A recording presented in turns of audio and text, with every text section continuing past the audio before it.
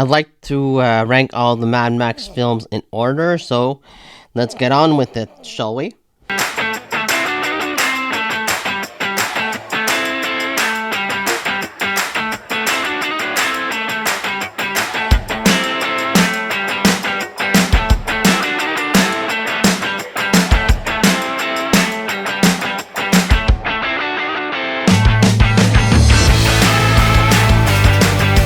Number 5 is Beyond Thunderdome. Now, I don't think that Beyond Thunderdome is a bad movie per se. It's got some good action sequences, and I think that Mel Gibson is still good in the role. But you can tell that this movie is sort of trying to wrap up things neatly in the Mad Max universe. You can sort of tell that Mel Gibson and George Miller are a bit tired of this series.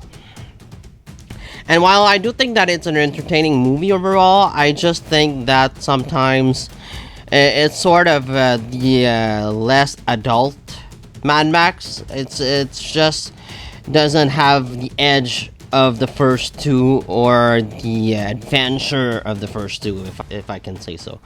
So number 5 is Beyond Thunderdome, which I don't think is a bad movie at all. I just think it's not as strong as the first two Mad Max films.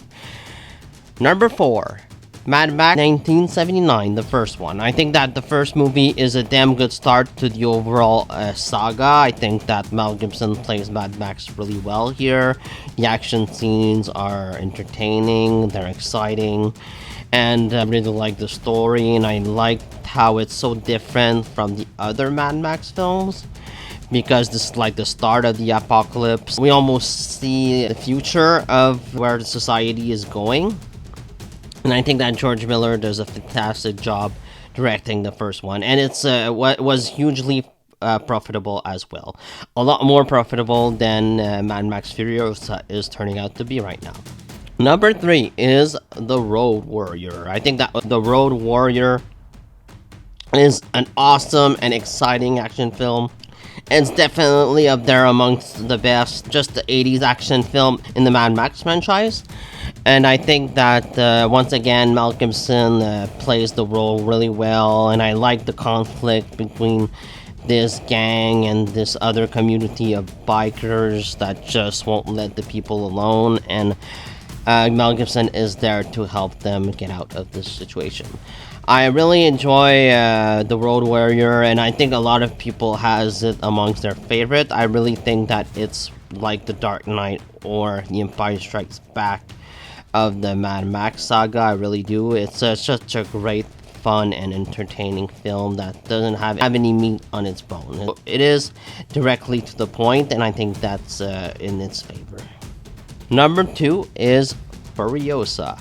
I think that Furiosa was a fun and exciting film, a very exhilarating film. I was really almost always glued to my seat watching this film, and I thought that it was a fantastic prequel to Fury Road. And I just thought that Anya Taylor-Joy and Chris Hemsworth were both amazing in these roles. I thought that they had good chemistry, and Chris Hemsworth was just super over the top. And I just really enjoy both of their performances in this film, and I had a blast watching Furiosa.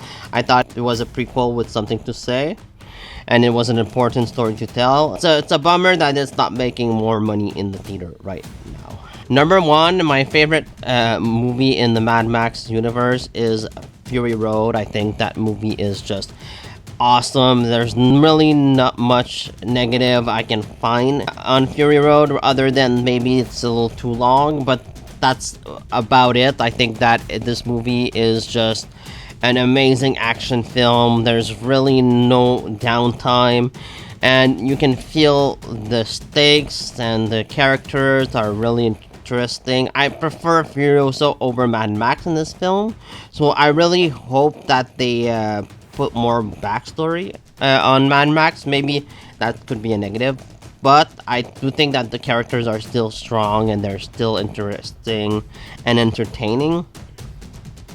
So yeah, the Mad Max Fury Road is just a damn good action movie, and I think that it's the best one of the series for sure. I think it's just a fantastic thrill ride that never stops.